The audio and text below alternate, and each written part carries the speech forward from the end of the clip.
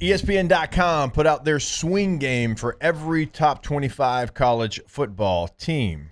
We'll quickly go through the top 10 before we come back to LSU. Yep, your money and you don't even know it. BYU coming in at number 10. It has October the 3rd against West Virginia. Alabama at number 9. It's got Georgia on September the 27th. That game's going to be in Athens. For number 8, Oregon, it's got at Penn State on September the 27th. Notre Dame coming in at number 7, right off the top, at Miami on August the 31st. We'll skip LSU, come back to them. Number 5, Ohio State versus Texas. Another opener, August the 30th. For the Georgia Bulldogs at number 4, at Tennessee on September 13th.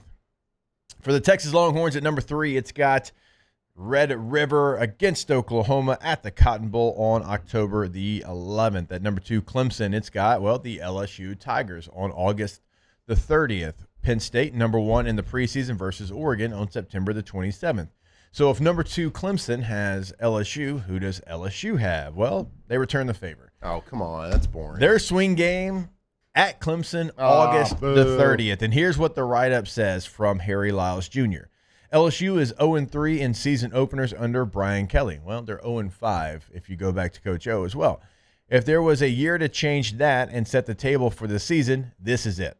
Cade Klubnik is expected to be by many among the best quarterbacks in college football this season, with Clemson primed for another run into the CFP. LSU looks just about as talented and ready to make a national championship push as any team in the country, but the Tigers need to look closer to their final form from the jump than they have in recent years.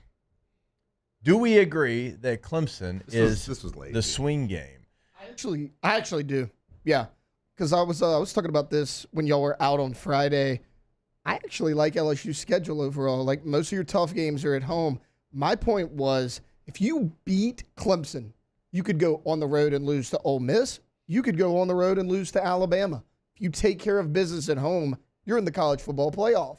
But you lose to Clemson, you can only lose one of those games. There's so much more margin of error. Like, I get that it's week 1. I think that is a swing game. Matthew? You seem to disagree. I don't agree. Swing game to me says can make or break an entire season. So what's make or break of the season is if we make the playoffs or not. So if we do, something happens, something we don't want to happen, and opening week comes, we still have a whole SEC schedule. I mean, yeah. So I'm looking at it, and I'm looking at the swing games to me. And we talked about this at SEC Media Days, is I think right smack dab, close to the middle, South Carolina comes to town. Yep. That's, to me, a game, because I'm high on South Carolina this year. What Lenore Sellers, I think he has the potential to do and be in the SEC, be one of the dominant figures in the SEC this year. I think that's going to be the game that, I think leading up to this point, LSU is undefeated in the SEC. And Taylor, I agree with you. I like the schedule this year. A lot of the big guys are coming to us, including South Carolina. But I think that's one of those games that could, be a tipping point there. Alondra, I'll go, and then you give your answer there as you're drinking a Tay-Tay. This is the Tay-Tay spot. Actually, have you ever had a rain? Oh, he's had a ball. He's had a ball. I got to tell you, my ears perked up. I didn't see what she was drinking. I was like, I got to look. Yeah, this jacks me up. Yeah. I get why Tay-Tay drinks them. Okay. All right. You can I was confused because usually when I look over there, it's him drinking those and you were. So I didn't feel like going to Starbucks an energy this drink morning. too, guys. I was about to say, I didn't see yours. All right, so you're going Clemson. You're going South Carolina. I'll go, because South Carolina probably would have been my pick. I'll go Texas A&M. You got Texas A&M after you have South Carolina and then Vanderbilt on the road and before Alabama. Now, there's bye weeks in there, but that series recently has been home team dominant. And like Taylor was saying earlier, if you drop some of these games on the road, if you drop 2 of them, if you win Clemson, you still got an opportunity. I get that, but you have to, in this year's schedule, you've got Florida at home, South Carolina, A&M, Arkansas, all at home in the SEC. You have to keep that trend going. You have to be home team dominant in this schedule. The home team has been dominant in this series against Texas A&M as of late. That feels like, and also last year, like how that game played. That was a swing game for you last year. Mm-hmm. On the road, you win that one, and you were up. You had all the momentum. The people that were in the press box, and some of our friends that work at Texags, they were like, all right, well, congrats. Like, y'all got a dub. Like, that was the feel of that. Right. It was like, oh, Nussmeier's he might win the Heisman. I mean, there was people like, that game felt so one-sided, and then A&M, to their credit, they found a way, and they dominated the second half.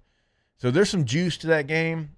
I think it being at home, it being after a road trip to Vanderbilt, who's, look, they're not going away.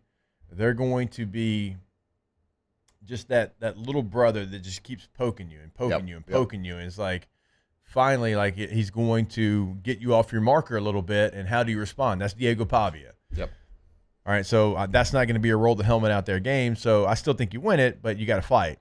And then this game's before Alabama, so I think because of all those things, I think A&M's going to be the same. And I know this is like, we're just this isn't really like a debate, but we're just going back to the article. Like, you can lose Clemson and still take care of business in the SEC. But why I said South Carolina is because before that, Florida's going to be a tough beat, but we have them at home. Yeah. Ole Miss, they're going to be down this year. We win that one, so we're going to go into undefeated in the SEC to the South Carolina game, but following that game, Vanderbilt, A&M, Alabama, like 3 in a row right there. There is a bye week sandwich before the Alabama game, but if you lose the South Carolina game, then it's like, okay, we have to win the next 3. We have to win out in the SEC. But if you win that one, it's like, all right, you have a little bit of pressure off you. You can take one at some point. Yeah. But if you have to get the South Carolina game. All right, Alondra, blank space Villarreal.